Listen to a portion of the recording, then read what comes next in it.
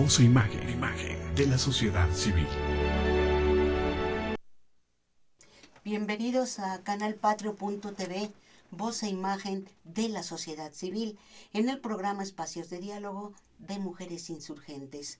Tengo el gusto de dar la bienvenida a Víctor Polanco Frías y desde luego a mi compañero Raúl Paz Recendis. Este día vamos a presentar un programa muy interesante con respecto a algo que nos preocupa a muchos, pero yo no sé si a muchos o a la totalidad de habitantes en este país y en el mundo con respecto al futuro. El día de hoy, nuestro maestro, Víctor Polanco, que es maestro universitario y desde luego de la Facultad de Administración y Contaduría, nos va a presentar puntos de vista muy interesantes con respecto a una visión de futuro. Bienvenido, gracias, Víctor. Bienvenido, Raúl. Gracias, Y desde sí. luego, antes, agradecer muchísimo a nuestro compañero Hugo Aguirre, que nos dé todo tipo de apoyo técnico en cabina. Desde luego a usted, bienvenido, porque nos sintoniza por este canal patrio.tv, voz e imagen de la sociedad civil. Y desde luego, Beatriz Gallardo, su servidora, nos da mucho gusto estar aquí el día de hoy en este programa que es interesantísimo. Yo no quiero decir va a ser, sino es interesantísimo este tema. Pero bueno, Víctor, yo creo que el tema que tú, en el que estás especializado, es en trabajar de una manera muy importante, casi te agota el tiempo, con respecto no solamente a la historia, al presente, sino también al futuro. Sí. ¿Cuál es tu opinión? ¿Cómo estamos viviendo en este momento, en este país, en esta ciudad y en el mundo? Sí, pues antes que todo, agradecer al público, al auditorio que tan amablemente nos está viendo en esta ocasión. Mucho gusto, Raúl, Betty, muchas gracias por invitarme. Y bueno, claro, generalmente ponemos atención en este caso, en el caso de México primero, en situaciones como los desastres, como los conflictos sociales, como la falta de empleo, como el encarecimiento del dólar, situaciones muy concretas que afectan nuestro presente. Ahora, lo que muchas veces no alcanzamos a mirar es que cuando esa serie de eventos se empiezan a acumular, lo que poco a poco vemos cancelado es nuestro futuro. Pensamos que no hay nada que hacer para cambiar la situación. Y eso es lo más terrible que nos puede pasar como sociedad mexicana y como sociedad global, ¿no? Y por ahí es por donde yo quiero empezar la consideración. Desde hace varios años, en México se tiene la impresión de que todo cambio que se aplique es para peor, no para mejor. Una muestra muy palpable son las famosas reformas estructurales. El mexicano, aunque se dice que no tiene memoria, tiene un tipo de memoria que es una memoria astuta y no olvida que cada vez que vienen grandes reformas por parte del gobierno o por parte de organismos internacionales, inmediatamente se sigue una afectación a la forma y a la calidad de vida de los mexicanos. Y entonces, claro, cuando se anuncian que vienen estos grandes cambios, lo primero que piensa el mexicano no es a ver cómo yo mejoro, a ver cómo yo progreso, a ver esto qué beneficios me trae. Por el contrario, el mexicano se espanta y dice, chin, a ver ahora por dónde, claro, por dónde me cobran más impuestos, por dónde empeora mi educación, por dónde me aprietan más el cerco de la vigilancia, de los controles, La represión. de la represión, claro, ¿no? Entonces, los mexicanos tenemos ese tipo de memoria y claro, esa memoria es una memoria lastimada, ¿no?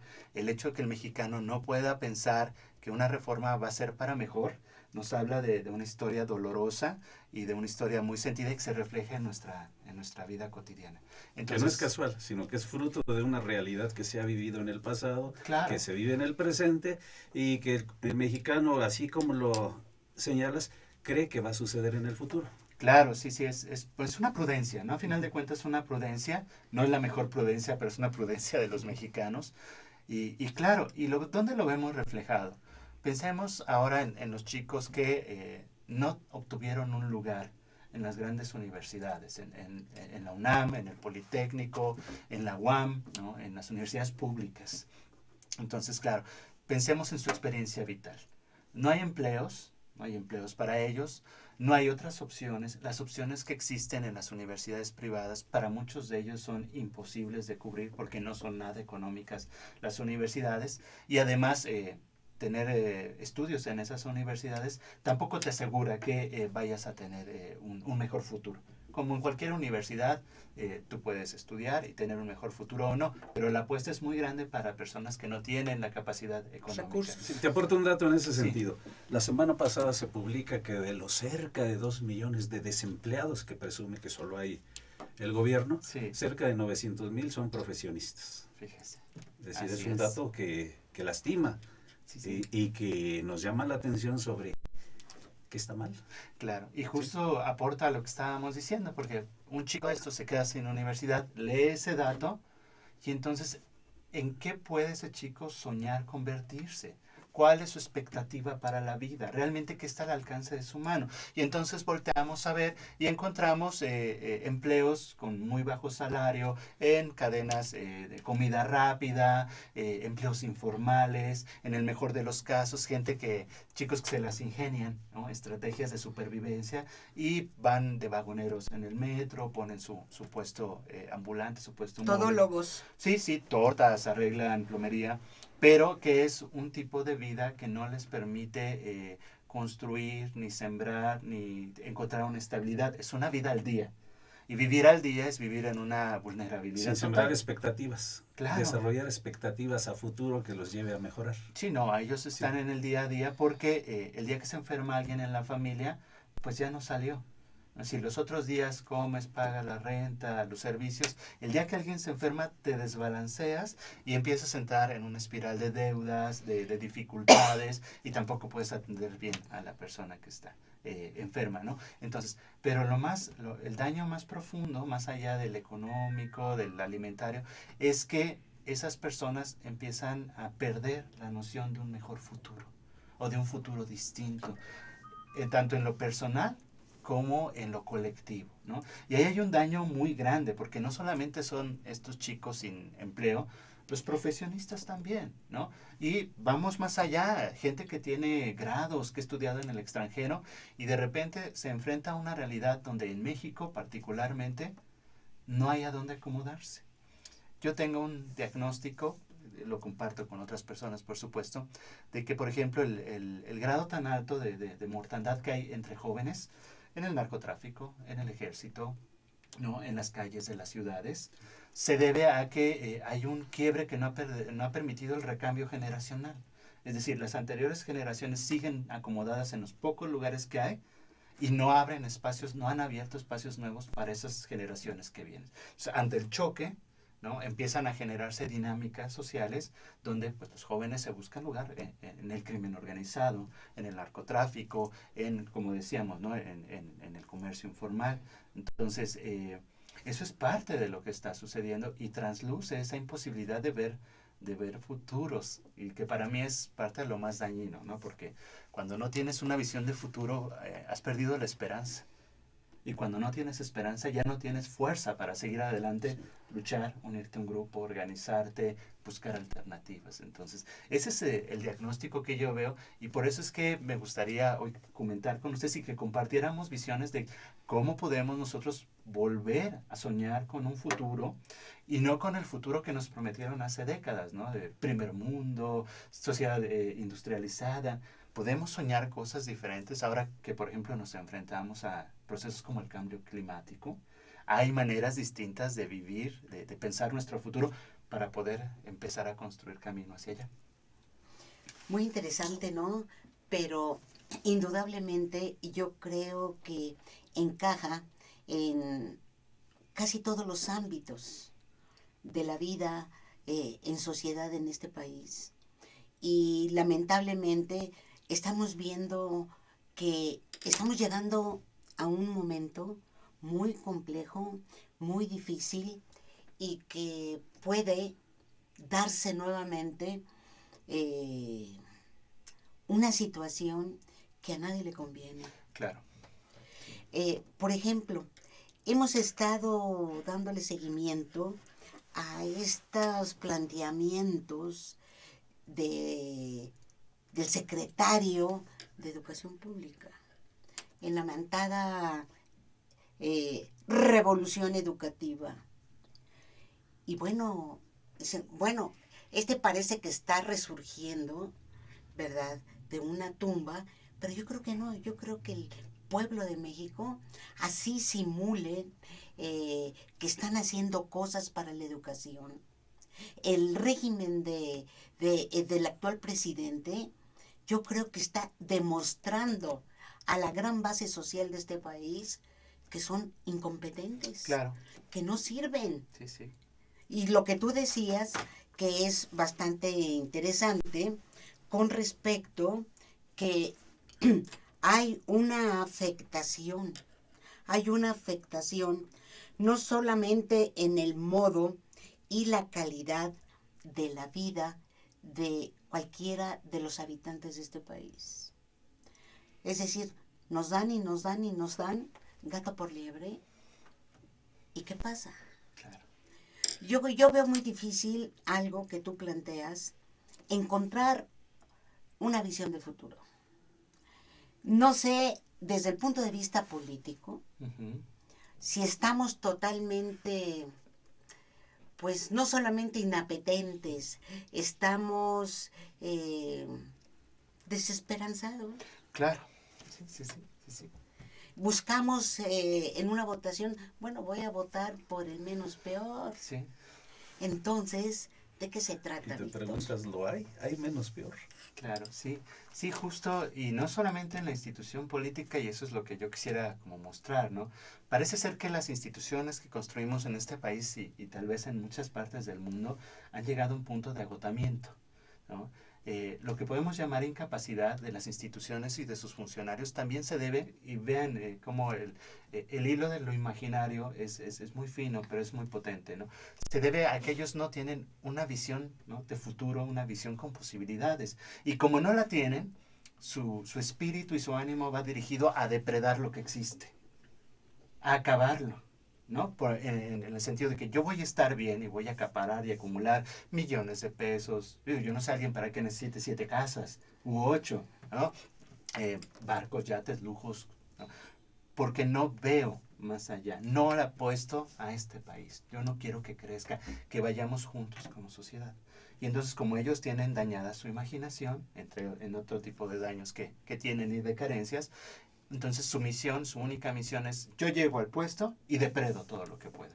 Y depredo en todos sentidos, no solo en el económico, sino también en el moral, en la libertad de expresión, ¿no? Depredo a los periodistas que se atreven a levantar la voz, depredo a los grupos, depredo a las universidades, me quedo con el presupuesto para la universidad, ¿no? Me desvío fondos de desarrollo social. Entonces, podemos pensar simplemente que son gente mala o que son gente que se ha echado a perder moralmente de alguna forma, pero también podemos verlos como personas con una imaginación lastimada. Y lo mismo está pasando, por ejemplo, en Estados Unidos, ¿no? Que lo traigo a cuenta porque nos afecta directamente en México y en Latinoamérica, Centro de Latinoamérica, y donde también ellos están en una situación muy parecida. Y vemos en su proceso electoral quiénes son los candidatos, y ambos candidatos son para que nosotros empecemos a rezar y a llorar y le pidamos a todos los santos que algo pase, que llegue un tercero, porque esos dos se ven terribles. Hay un panorama terrible para nosotros. Hay tercero, pero está al mismo nivel o peor. Peor, bueno, Sí. pues entonces el punto aquí es darnos cuenta de que muchas de nuestras instituciones están agotadas. Volviendo a los diputados, a los legisladores. No sé, tú estás más enterada, pero yo en los últimos años no he escuchado un proceso de oposición fuerte de cualquiera de los partidos y grupos de la Cámara frente a una propuesta de ley. Y eso me parece grave, me parece muy grave, porque nos habla de que las agendas están puestas, los acuerdos están pactados, o como dicen en argot, está planchado, ¿no? Y Y entonces la existencia de una Cámara de Diputados o de senadores se vuelve simulación. Y volvemos a ese mismo esquema, ¿no? No hay una visión de futuro para el país, para el pueblo de México, y entonces esas instituciones se vuelven perversas y empiezan, en vez de construir, empiezan a depredar todo lo que encuentran alrededor. Y lo mismo podemos ver para la Suprema Corte de Justicia, para el Ejecutivo y para las instituciones de salud y para las instituciones educativas. Entonces, el futuro que nos planteamos hace 80, 100 años, ¿no? Llegó, se produjo bien o mal y se agotó. Y ahorita es un momento, y ese es el tema que les pongo, porque quiero que yo no tengo las respuestas, que me ayuden a ver, porque es el momento de volver a imaginar. Bueno, esto ya se acabó, ya no va más. Y podemos caer en este escenario que tú hace rato no nos insinuabas, Betty, de descomposición social, de enfrentamiento armado, de fractura de las distintas etnias y naciones que habitan el país, porque hasta eso está en peligro. O podemos empezar un proceso de imaginar nuevas instituciones, nuevas formas de estar juntos. Pero viene el cómo. El cómo, un momento creativo, ¿no? interesante. ¿Y con ¿no? qué? ¿Y con qué? ¿Y con qué? Sí, sí, sí. Es decir, pienso que necesitamos una mayor claridad con respecto a hacer conciencia entre la gran base social para que sea una conciencia con ciencia, con conocimiento de salida a su realidad. Nosotros hemos pensado siempre que hay necesidad de organizar a la base social. El pueblo tiene que estar organizado. Si no, no puede dar respuesta organizada a esto que tú estás planteando, que es en verdad un caos y que puede tener resultados incalculables. Y desde luego requerimos entonces la organización política. Por ejemplo, en el Distrito Federal, yo creo que las políticas se han convertido en una mera simulación. Sí. ¿Verdad? Yo creo que ya se olvidó esta cuestión que el día 5 de junio votamos o no votamos con respecto al constituyente, con gente que ni siquiera tiene personas de nivel. Ya no te digo de nivel intelectual, de conocimiento. Son ajenos, son simplemente títeres de una mano, como dicen por ahí, de un Big Brother. Ajá. Que está moviendo todo el asunto. Sí. Entonces, bueno, ¿hacia dónde vamos? ¿Hacia dónde? Bueno, pues yo trataría de poner como algunos puntos importantes para poder volver a imaginar un futuro con posibilidades, ¿no? Y entonces, el primer punto es que para que ese futuro sea posible, debemos de asegurarnos todos un nivel de vida que nos permita realizarnos, tener salud, tener educación, que sea un nivel adecuado de vida. Y voy a explicar por qué. No es una cuestión idealista de que todos seamos iguales, no se trata de eso. Se trata de asegurar no los mínimos, más que los mínimos, ¿no? Los niveles adecuados, porque eso nos va a garantizar paz social y reducción de la violencia. Inmediatamente. Son factores que ayudan a que la convivencia pueda transitar por los cauces de la legalidad. Entonces, siempre pensamos que cambiando las leyes vamos a promover que se viva dentro de los cauces de la legalidad, ¿no? en paz social. Y no es así. Lo que trae paz social, y lo podemos ver en experimentos interesantes como Finlandia, en Islandia, en países de por allá, que han generado ese nivel de vida adecuada y entonces las tasas de delincuencia bajan dramáticamente al grado en que tienen que cerrar las cárceles o convertirlas en bibliotecas o ahora en refugio para los migrantes que vienen del oriente, ¿no? Entonces, la idea básica sería entender que si va a haber un futuro, va a ser para todos o no va a haber futuro y es así de grave. Si seguimos en la lógica de yo me aseguro la vida de mi familia para las siguientes 3 generaciones, pues suerte, porque a lo mejor no va a haber 3 generaciones más. Al grado que estamos en la sociedad y en el planeta, a este nivel y a esta escala de depredación, a lo mejor ya no hay otras 3 generaciones. Entonces, ¿qué está asegurando usted. Ese sería como un punto que les comparto, ¿no? Ahora, eso pasa por cambiar nuestros valores. Yo tengo que dejar de soñar con que el éxito es la riqueza, tengo que dejar de soñar con que mi importancia está en relación con los bienes materiales y tengo que encontrar otro tipo de valores, ¿no? Donde aparezca la presencia del otro, la vida en común, y ahí es donde encaja lo que tú decías, Betty, que tenga sentido que yo me organice con mis comunidades, a lo mejor no con todo el Distrito Federal, pero por lo menos que tenga organización y comunicación con mis vecinos del edificio, para Claro. que vivamos mejor en el radio corto de nuestra existencia cotidiana, y a partir de ahí podemos colaborar con la unidad, y de la unidad a la delegación, pero no al revés. Si yo no logro coordinarme con mis vecinos para tener limpio, para que pintemos, para que arreglemos, para que veamos cómo solucionamos que un señor con muletas vive en el tercer piso y le cuesta, ¿no?, infinidad de subir, algo tenemos que ingeniarnos, ¿no? Pero si no podemos organizarnos desde ahí porque no entendemos que esa es la riqueza, entonces pues no hay oportunidad de organizarnos para cosas más grandes. Yo creo que estás tocando algo muy interesante como es la convivencia social, Sí. ¿no? El ponernos de acuerdo en nuestra cercanía con nuestros vecinos acerca de qué queremos. Sí. Si queremos una colonia, una calle en donde se combata la delincuencia, a donde que tengamos una vida de calidad, Así en una es. palabra. Sí. Pero indudablemente yo creo que aquí es a donde intervienen varios aspectos. El aspecto moral, Uh-huh. el aspecto también de proyecto. Sí. Es decir, aquí nos tendríamos, desde mi punto de vista, que remitirnos a algo que tú mencionaste, que es la legalidad. Es decir, tenemos una constitución que culminó todo un proceso en el 17 Sí.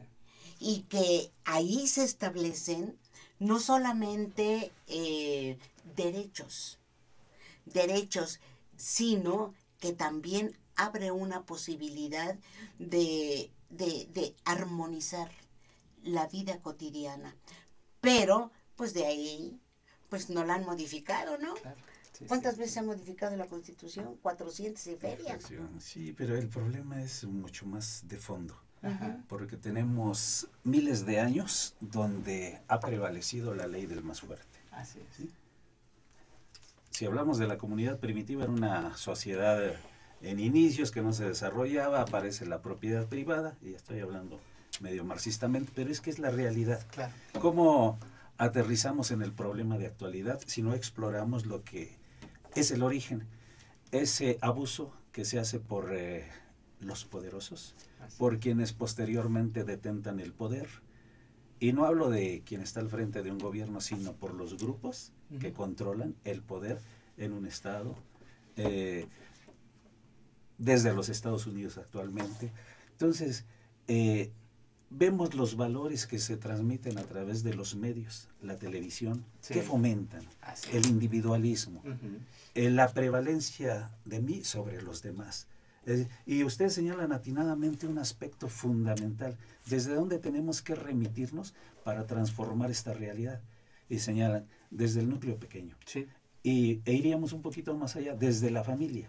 ¿Sí? Porque a veces en una misma familia hay personas de diferente carácter, de diferente actitud hacia la vida, y que incluso pueden llevar a tener diferencias entre sí. Entonces, reconstruir el tejido social, como atinadamente lo señalan, pero desde el núcleo familiar, iniciando con los vecinos posteriormente, cercanos, Sí. la colonia, la delegación, el Estado, la nación.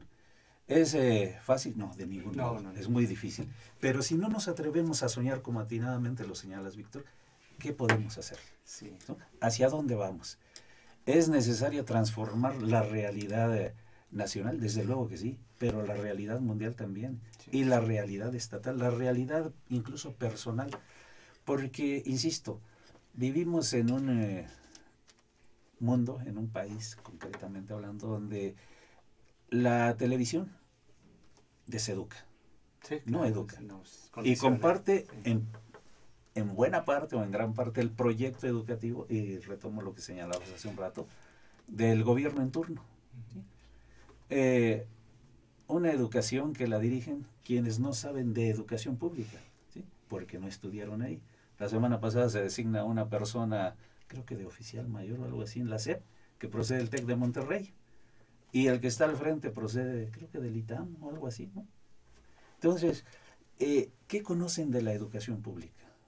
Yo creo que nada, sus asesores sabrán algo. Y me estoy refiriendo a un concepto que de la educación se desprenden muchos elementos más, ¿no?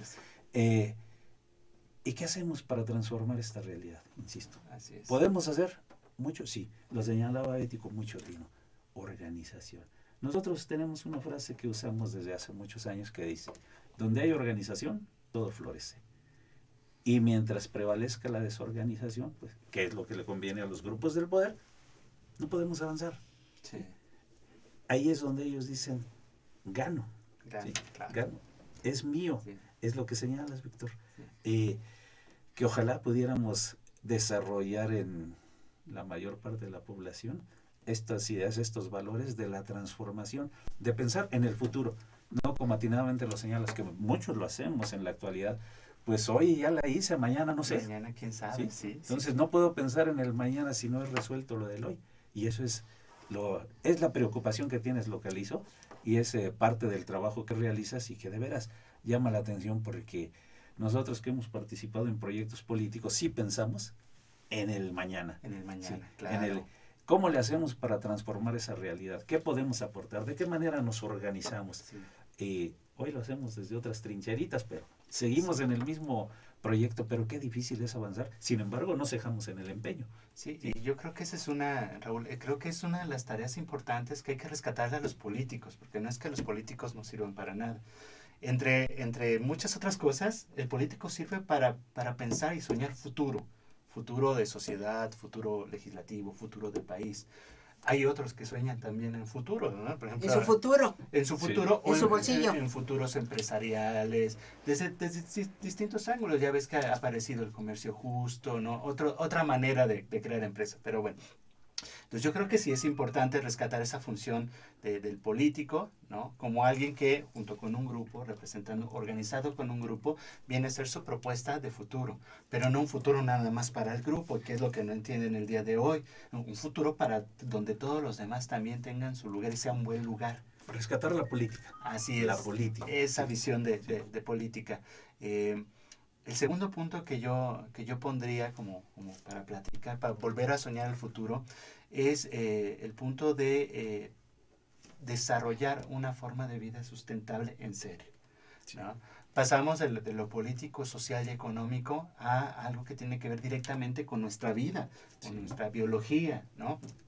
Y la prevalencia de la especie humana como tal. Claro, y entonces tenemos que empezar a deshacernos de valores que se han instalado, como el valor de la comodidad, voy a mencionar la comodidad, la inmediatez, ¿no? Y la superabundancia. Volvemos a lo mismo, es un valor tener muchos recursos materiales, ¿no? Parece que si yo tengo más casas, coches, relojes, más valgo como persona. Esas son las cosas que desde ya tenemos que empezar a limitar. ¿Por qué? Porque se traducen, por ejemplo, en empaques desechables. A mí de verdad me espanta, me aterra ver lo que yo solo en mi casa produzco de basura. O sea, es increíble. El empaque trae empaque. Y trato de reutilizar los frascos. O sea, si hay un producto que sea en frasco de vidrio y otro en pomo de plástico, prefiero el de vidrio porque ahí después guardo las salsas o algo que sirva. Pero aún así, es un volumen de desperdicio tremendo. Y no nada más está en empaques de plásticos para los alimentos. Vamos a ver nuestro closet, donde guardamos nuestra ropa. Y entonces de repente encontramos un closet con 200 prendas. 200 prendas que aparte la mayoría ya ni las usamos, ¿no? Que están, o sea, son recursos mal aprovechados, desperdicios, ropa que todavía está buena, pero como ya no es la moda, ya no me veo bien como retrato. Y entonces todo eso obedece a una serie de valores, ¿no? Y para que podamos llegar a una... Consumismo. Sí, consumismo, a una forma de vida sustentable, pues tenemos que empezar a practicar la frugalidad, que no quiere decir vivir como en la pobreza absoluta o en la miseria. Quiere decir saber qué es lo que verdaderamente tú necesitas para estar bien, no para sobrevivir, para estar bien, y de lo demás que es superfluo. Y lo que es superfluo, ¿no? Acostumbrarte a ya no depender de eso. Yo cuando platico esto con mis alumnos en administración y en contaduría, ellos van mucho con la idea de ser exitosos económicamente, ¿no? Les hace mucho ruido. Y entonces la respuesta casi siempre es, entonces tenemos que vivir mal, maestro. No, entonces no podemos tener un auto bonito. No, no estoy diciendo eso. Estoy diciendo que si usted puede comprarse un auto bonito, qué bueno, pero uno, no necesita 5. O como algunos señores de la política que tuve, digamos, el evento cósmico de conocer, pero no sé si fue fortuna o no fortuna, que tenían 50 coches. Ese grado de enfermedad mental ya es demasiado, ¿no? Porque ni los puedes usar todos, ¿no? Que los usaran un día al año, ¿no? Pero yo cuando vi eso, le dije, a mí me llama mi mamá, yo me voy para otro lado porque aquí algo ya está mal. Entonces les decía, pero tenemos que empezar otra vez por nosotros, ¿no? Y volver a colocar nuestro valor donde está. ¿Y dónde está? Por una parte en lo que hacemos de nuestra propia vida, cómo construimos nuestra vida, pero la otra es también lo que construimos con nosotros, ¿no? Y ahí dejar de estar pensando en que voy a valer más si me compro la máquina para tener abdomen de acero, ¿no? O porque voy a presumir que viajé a las Islas Caimán. Qué bueno que viaje usted a las Islas Caimán para su desarrollo personal y para experiencia vital, pero que no sea para presumir, porque entonces estamos cayendo en ese otro modelo y podemos hacer pequeñas cosas que se vuelvan grandes, ¿no? Yo doy un ejemplo, yo llevo años sin, bendito sea Dios, llevo años sin comprar celular, porque en esta dinámica, ¿no? A mis familiares, cada año les cambian, cada 2 años les cambian el celular nuevo. Y entonces cada año va quedando un aparato en buenas condiciones, inútil, ahí perdido, porque aparte se deprecian, ya nadie los quiere, etcétera, etcétera. Y entonces son esas pequeñas cosas. O sea, yo en lugar de estar pensando que me voy a comprar el celular de última mano, yo sé que puedo contar, ¿no? Un poco abusivamente, pero es la suerte que yo tengo y que muchos pueden tener si se ponen abusados. Es una forma de control. Es una forma, sí, bueno, para los que están cambiando cada año sí, pero para los otros es una forma de recuperar lo que se había vuelto basura. Sí, Algo pero que se me quedó. refiero a los contenidos, etcétera, y al control que surge hasta del propio aparato. Sí, sí, seguro. Es seguro. decir, sabemos que todo esto va a grandes máquinas, ¿verdad? En los Estados Unidos, a donde controlan Sí, sí. mensajes, Nos, todo, nos conocen de pe a pa. de pe a pa. Sí, Por eso luego aparece en el WhatsApp la palabra que tú dices, bueno, ¿y por qué me marca una palabra de mi hija, pues, por ejemplo? ajá. Ah, caray. Sí, sí, ya me tienen bien, Checadas. bien medido, sí. Pero bueno, sí, regresando, eso sería parte del punto que yo propondría. Y está a nivel personal, a nivel familiar, a nivel barrio, ciudad, ¿no? Aprender a vivir de manera, yo lo voy a poner así, frugal. Pero no para vivir y sobrevivir, sino para vivir bien. Lo justo para vivir bien. Con bienestar. Sí, con bienestar. Sí, ni más ni menos. Yo diría que con cierta calidad de vida. Claro, también. Claro. Vida digna. Alegres, sí. ¿Cuál es tu tercer punto? Bueno, el tercer punto es un punto que me ha costado mucho tiempo poder alcanzar y lo voy a decir porque se me hace que es el punto más poderoso de todos, aunque va a parecer incluso, no sé si frívolo o cursi, ¿no? El tercer punto para poder imaginar un futuro es darnos cuenta de que podemos vivir una vida alegre, como somos y donde estamos.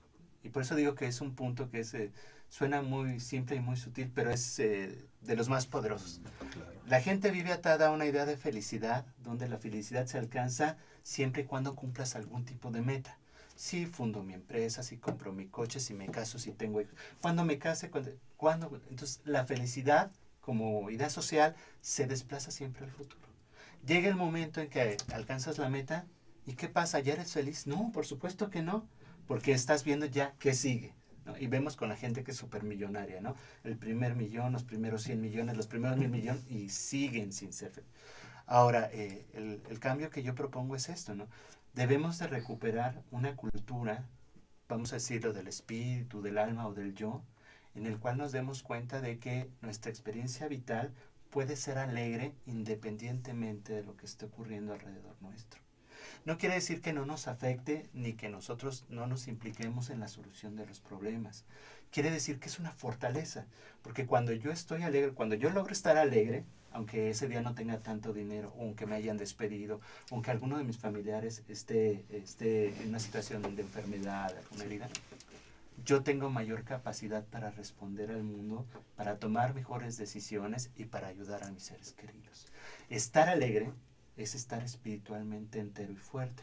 Por eso es que en muchas empresas, los medios de comunicación también se dedican, los noticiarios se dedican sistemáticamente a deprimirnos, sistemáticamente a que nos sintamos frustrados, incapaces, incompletos, no actualizados, retrasados. ¿Por qué? Porque en el momento en que logran modificar nuestro estado de ánimo, nos tienen bajo su control y no nos damos cuenta, ¿no? Ahora, la alegría yo la distingo de la felicidad porque es un estado de ánimo de base.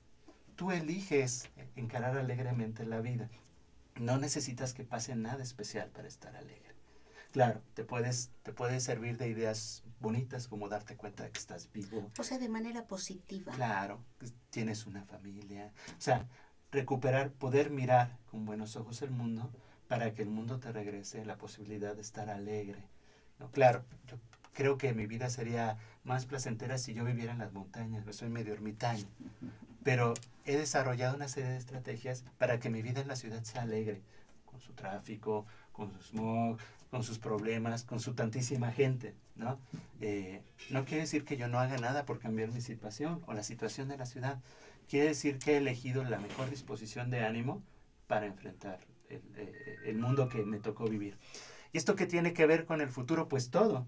Porque si yo no tengo alegría de vivir, no hay esperanza y no hay potencia creativa para cambiar las cosas. Solo la gente que siente ese bienestar espiritual, esa fuerza, es la que sale a organizarse, es la que sale a proponer, es la que resiste una y otra vez que le cierren la puerta y no lo dejen pasar. Entonces, es algo que es muy sutil y que es muy personal, pero que tiene un impacto colectivo brutal. Y ya más cierro diciendo esto. No cierres, Bueno, no cierres. este punto, ¿no? Decía Clausewitz, uno de los teóricos de la guerra, justo en su obra de la guerra, que había dos maneras principales de vencer al enemigo. Decía, se hace una guerra no para acabar con el otro, sino para imponerle tu voluntad, para empezar, ¿no? Y dice, y hay dos formas. Todos reconocen el uso de la fuerza como la prioritaria, pero puedes acortar, puedes disminuir la necesidad del uso de la fuerza si reduces la moral del enemigo. Y por moral no se refería a los valores que rigen una sociedad, sino al estado de ánimo, al hecho de creer que sí se puede ganar, ¿no? A eso se refería Clausewitz, y es bien importante para la guerra, para los ejércitos. En el momento en que un ejército deja de creer que es posible ganar, o resistir hasta que lleguen los refuerzos, o conquistar esa plaza, en ese momento ese ejército, aunque esté mejor armado, está perdido. Y es lo que pasa con las sociedades del presente, el mundo de la depresión en el que habitamos, el mundo de la tristeza, del vacío que se llena con productos, ¿no?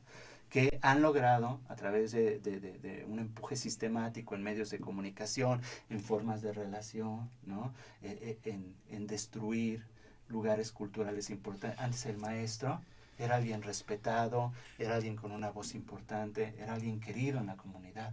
Ahora lo han vuelto un simple ayudante del conocimiento, un vago que cierra las calles. Eso entristece a los maestros. Y si no se ponen pilas, si no se ponen atentos, nos debilita, ¿no? Porque el hecho que tú digas, me he preparado, pero yo soy también profesor en UNAM, claro. Me he preparado tantos años de mi vida para hacerlo de la mejor manera posible en la universidad, saliendo de aquí me voy a otro curso para seguir siendo mejor maestro, ¿no? Y así son los profesores mexicanos, para que cuando yo diga soy profesor, todos los demás me volteen a ver con un dejo de desprecio, de sobajamiento, de que yo no valgo, ¿no? Si yo caigo en ese juego y me entristezco, ya no me sigo preparando, ya no mejoro mis clases, ya no le apuesto a que mis alumnos puedan tener una vida más agradable, una vida más fuerte. Y conocimiento adecuado. Y ese sería para mí el punto importante de la visión de futuro, porque no tengo, digamos, habría que construirlo juntos, pero yo sé que si va a haber un futuro, es un futuro en el que estemos alegres, no como en el presente, que parece que estamos tristes, desesperados, aturdidos, incrédulos de todo lo que se nos viene encima diario. Uno abre el Facebook, ve la televisión, las noticias, y ya nada más se va uno encogiendo porque dice, ay, por acá también y por acá pobres, y a estos ya los bombardearon, y a estos ya nos subieron los impuestos y ya volvió a subir el ching, ching. Entonces, y entonces yo creo que ese sería como un punto muy importante a empezar a pensar cómo le hacemos para generarnos una cultura del bienestar espiritual, personal, de poder mantenernos en ese estado de alegría que a los empresarios no les conviene porque la alegría también es satisfacción. Cuando uno está alegre está satisfecho. Yo creo que acabas de mencionar una palabra muy interesante y sobre todo para personas como tú, como otros, en el sentido de que lograr la satisfacción en esta vida de lo que hemos hecho. Sí. Sí. Y como que empiezan a cancelarse muchas oportunidades para que tengamos una sociedad en desarrollo. Yo creo que tú tienes razón cuando estamos estableciendo que con esto de la crisis climática no va a aguantar y 2, 3 más generaciones Se acabó. se acabó. Bueno, nos acabamos, ¿no? Porque Sí. el planeta es probable que encuentre la manera. Sí. Entonces, bueno, precisamente el martes lo mencionábamos con nuestra compañera Juanita García Palomares. El lunes. Y esto no es fatalismo, pero todo se dirige hacia eso, ¿no? Sí, justo ahí es donde entra la propuesta de poder imaginar que podemos hacer algo todavía, de que nuestras acciones sí van a traer un cambio, porque en el momento en que decimos ya, ¿de qué sirve que yo haga algo porque esto ya se acabó? Pues sí, estamos construyendo ese futuro de destrucción, ¿no? de muerte, de miseria, porque aparte, bueno fuera, ¿no? Que como en las películas norteamericanas cayera un asteroide y fuera rápido, pero no va a ser así. Sabemos que va a haber guerras por agua, guerras por comida, ¿no? Que vamos a padecer frío, escasez, climas cada vez más duros. Nos vamos a acabar entre nosotros. Lluvias intensas. Sí, inundaciones. Bueno, pues todo lo que trae el desequilibrio en el medio, no va a haber cosechas, van a ser mínimas. Entonces, no va a ser un fin rápido y no va a ser un fin hollywoodense, ¿no? Va a ser el proceso de decadencia de nosotros como especie y donde nos vamos a acabar los unos a los otros. Estamos próximos a terminar este programa, Víctor. Me gustaría mucho que tú pudieras sintetizar alguna de las cuestiones que tú planteas. Eres un maestro universitario, trabajas con jóvenes en una materia muy interesante. Creo que hubo algo por ahí que no incluiste o que está inmerso, ¿verdad?, en una sociedad sustentable en donde la corrupción en estos momentos es algo que está destruyendo Sí. no solamente la vida institucional, sino está creando problemas, ¿no? De todo tipo, de todo tipo. Sí, claro, y yo lo voy a llevar otra vez a otro campo, al campo de la imaginación lastimada. Porque es muy fácil moralmente decir, bueno, los corruptos son malos, los corruptos son gente que no vale, que es perversa, que nada más está viendo cómo abusa de los demás. Pero ¿por qué se da eso? ¿No? A veces son las instituciones desde la familia hasta la universidad que no transmiten, ¿no?, valores adecuados, y es cierto. Pero en el centro está esta imaginación lastimada que les mencionaba hace un momento, donde mi deber, mi éxito consiste en tener más que los demás y que todos, más poder, más dinero, más grupos, más, sí, de cualquier tipo de recursos, ¿no? Entonces, claro, la corrupción se da ahí en muy buena parte, de gente que quiere más, que tiene este apetito insaciable. Los griegos tenían un término que se llama ibris para ese tipo de apetito, ¿no? Y era tan temido en Grecia que se hicieron muchas tragedias con respecto a la ibris de los gobernantes. Ibris se traduce como desmesura, cuando ya no tienes límite. Y siempre que alguien alcanzaba la ibris, la desmesura, los dioses lo castigaban. Y lo castigaban como con peste. Ahora vamos a traerlo al día presente, ¿no? Vean si no estamos en estado de peste en México, ¿no? Por la ibris de nuestros funcionarios, por la ibris de los empresarios y también por la ibris de muchos ciudadanos, por la desmesura, ¿no? Ya no saben hasta dónde es suficiente otra vez para que vivan bien, entonces es más y más y más, y la desmesura lleva a la locura, porque ya no tienes un parámetro para medir el valor de las cosas. Y ese es el punto de quiebre para nuestra sociedad. Entonces, tiene un lado moral, sí puede transmitir otro tipo de valores. Yo proponía aquí uno, nada más como propuesta, ¿no? La frugalidad, que es un valor muy antiguo y de muchas culturas que han sido sabias, ¿no? Pero también tiene que ver con poder reconstruir los ideales, ¿no? Para que yo sea una persona exitosa, para que yo sea una persona que sea reconocida por su grupo, ¿no?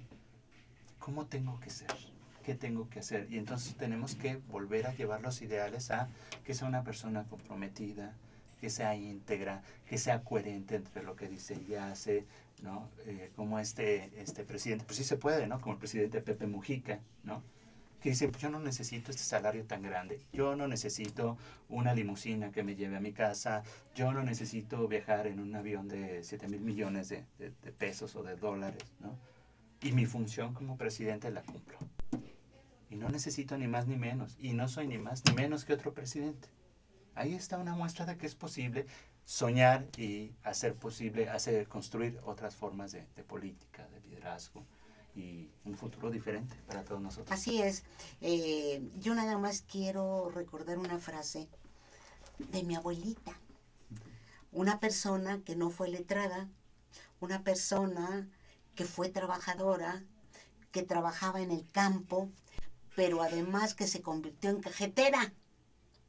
Entonces mi abuelita decía, haz el bien y no veas a quién. Claro, tienen su sabiduría, claro, todas esas frases, claro ¿no? Es la sabiduría popular. Claro Del que bien sí. común, de la solidaridad, del apoyo mutuo. Es decir, hay que también empezar a revisar mucho la historia de nuestros ancestros. ¿En qué condiciones vivieron? ¿Qué fue lo que vivieron? Y sobre todo en momentos a donde hubo otro punto de quiebre con respecto a la revolución.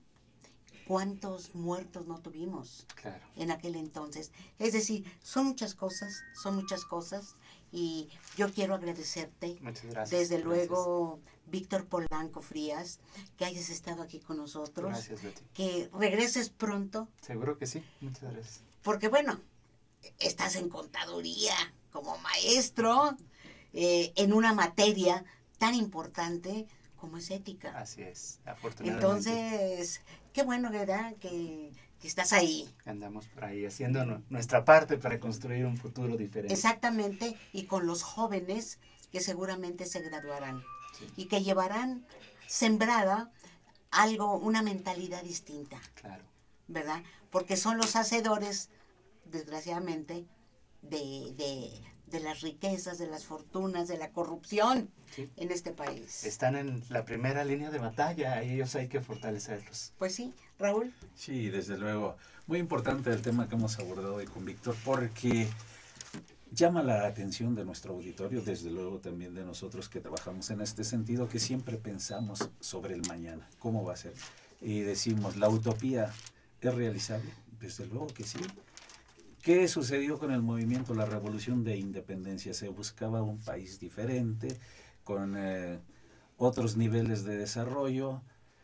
Triunfó, o bueno, se optó la revolución de independencia, el país cambió un poco, viene la reforma, la revolución de reforma, el país cambia otro poco, pero no lo suficiente. Viene la revolución del 17 con esa constitución que el año próximo cumple su primer centenario, y vemos que se cambió un poquito, pero a veces se cambia para que todo siga igual. Y no, el objetivo tiene que ser cambiar, pero para bien, para prosperar, para avanzar hacia la sociedad que necesitamos, la sociedad que requerimos, que necesita toda, en el caso de nuestro país, el pueblo de México, buscando ese estado de bienestar, no los mínimos, sino el estado de bienestar en sí, como dice atinadamente Betty, la vida digna para todos, sin exclusiones de ninguna índole. ¿Cómo contribuimos, Víctor? Tú, desde la universidad, Así es. como maestro, inculcando valores a través de la materia de ética a los alumnos. ¿Los estás cambiando? Desde luego que sí, porque ¿cuántas horas pasas con ellos semana, mes, año? Claro. ¿Sí? Esto es bien importante y desde luego seguro no solo trabajas en ese aspecto, sino por fuera haces otro tipo de trabajo. Así Y es. este es el compromiso que tenemos como personas, como individuos, con una sociedad. Trabajar para construir, para cambiar. Sí, yo quiero mencionar únicamente que Víctor es el director general de Estratega. Sus teléfonos son el 55 59 95 52 36 y tiene una página. Es www.vpelestratega.com. Lo repito, www.vpelestratega.com. Es de Víctor Polanco, Así es. elestratega.com. Ahí nos pueden encontrar. Gracias, Víctor. Gracias a ti, Regresa Betty, gracias, pronto. Al contrario. Igual un saludo a tu hermana. Gracias. Un abrazo. Gracias a usted por haber sintonizado este programa, Espacios de Diálogo de Mujeres Insurgentes. Beatriz Gallardo les agradece y sobre todo nos satisface muchísimo que haya estado en esta mesa Víctor Polanco Frías y Raúl Paz Reséndiz. Desde luego nuestro agradecimiento al compañero Hugo Aguirre, que nos da todo tipo de apoyo técnico. Nos veremos el próximo lunes en punto de las 11 de la mañana por este mismo canal. Pásela bien.